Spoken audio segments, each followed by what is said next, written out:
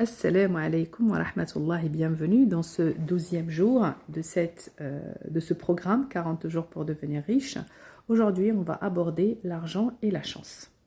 Beaucoup répètent sans cesse « Oh la chance, oh je n'ai pas de chance ».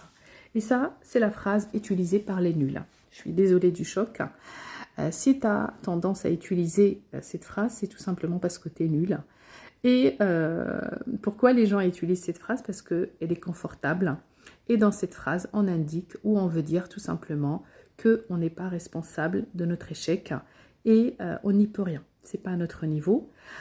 Et on ignore ce qu'Allah Azza wa Jalla a dit وَأَنَّ لِلْإِنسَانِ إِلَّا مَا سَعَى وَأَنَّ سَعْيَهُ سَوْفَ يُرَى. C'est-à-dire que l'être humain n'obtiendra que sa quête, c'est-à-dire que ce que tu auras travaillé, ok? Et que ce travail se verra. Donc attention à la qualité et est-ce que la nature du travail que tu mettras en place, tout ça se verra et tu n'obtiendras que, c'est parce que Allah t'a mis ou t'a réservé, non ça n'existe pas. C'est une confirmation par Allah Azza wa Jal qui te dit, oublie la chance, ça n'existe pas. Allah Azza wa Jal te réserve pas quelque chose d'inconnu. Ce que tu obtiendras dans ta vie, c'est ce que tu auras mis, et c'est ce que tu auras travaillé et ce que tu auras cherché. Ok? Et tout ça, il se verra. D'accord? Donc, si tu es pauvre, Allah Azza wa Jal te demandera de lui rendre des comptes. Pourquoi tu es pauvre? D'accord? Et aussi, on trouve que l'origine de cette phrase, c'est la non-compréhension de ce que c'est réellement la chance. Alors, la chance, en fait, si je dessine une ligne horizontale, d'accord, de quelqu'un qui est prêt. Donc, comment on dit je suis prêt, d'accord. Au milieu, tu trouves donc une ligne qui s'appelle les opportunités. Eh bien, c'est ce point d'intersection, d'accord, durant lequel va se croiser quelqu'un qui est prêt et avec ses opportunités qui vont peut-être venir de temps en temps, mais en tout cas, ils viendront. C'est pourquoi Allah il dit hada rizquna ma lahu min nafad. C'est-à-dire qu'Allah Azza wa Jal t'envoie des risques et des opportunités en permanence. D'accord?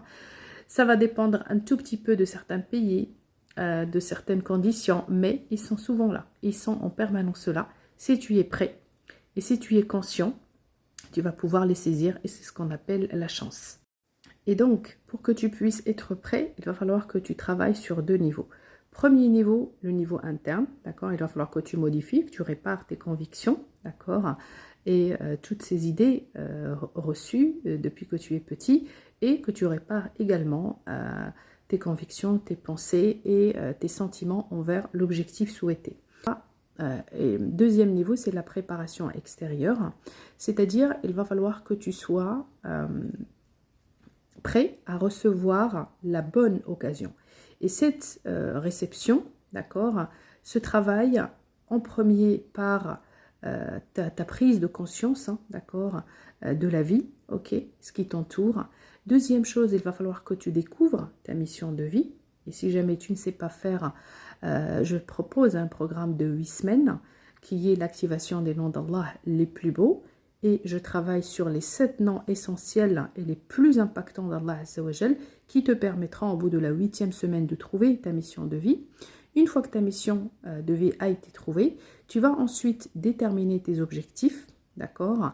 Et tout ça pour arriver à vivre l'instant présent avec conscience. Une fois que tu vis chaque instant de ta vie en étant conscient, eh bien tu deviendras le chasseur des occasions et des bonnes opportunités. C'est de cette et unique manière que tu pourras être prêt à avoir de la chance. Et maintenant, on va passer à l'exercice d'aujourd'hui. Je t'invite tout d'abord à découvrir, d'accord, ta mission de vie. Il va falloir que tu la détermines. Et pour cela, il y a plusieurs moyens. Soit tu vas lire des livres et à toi de t'entraîner, à toi de faire tes propres recherches. Il y a des formations, donc moi-même, je propose une formation là-dessus. Il y a d'autres personnes, hein, donc de diverses nationalités, de diverses origines, de diverses croyances. À toi de choisir ce qui te convient. Donc, découvre ta mission de vie. Ensuite, je veux vraiment que tu la détermines avec précision. Deuxième partie de l'exercice, il va falloir que tu découvres et tu détermines quelles sont tes valeurs, ok, les valeurs qui te dirigent dans cette vie, qui te guident et qui te permettent d'aller de l'avant. Et une fois que c'est fait, tu vas maintenant commencer à observer les différentes occasions qui vont se présenter à toi. Ça peut être un projet, ça peut être un nouveau travail, ça peut être une idée, d'accord? Et une fois que c'est arrivé, eh bien maintenant, tu vas t'entraîner à distinguer les meilleures occasions, d'accord? Il y aura des occasions que tu vas rater, d'autres que tu vas tester mais qui ne seront pas les bons. À toi de jouer et à toi de t'entraîner et tu mettras le temps qui te correspondra jusqu'à saisir les meilleures occasions pour toi qui feront la différence dans ta vie. Voilà pour aujourd'hui et juste pour clôturer ce chapitre, je vais partager avec vous la sagesse de Napoléon Hill qui disait la personne qui a la plus de chance, c'est la personne qui a développé une auto ou un autocontrôle et une auto-observation, d'accord, vers la réalisation de son objectif sans qu'il soit désorienté ou sans qu'il se préoccupe des critiques et des compliments qu'on va lui faire. Méditez bien dans cette belle réflexion et je vous dis à demain.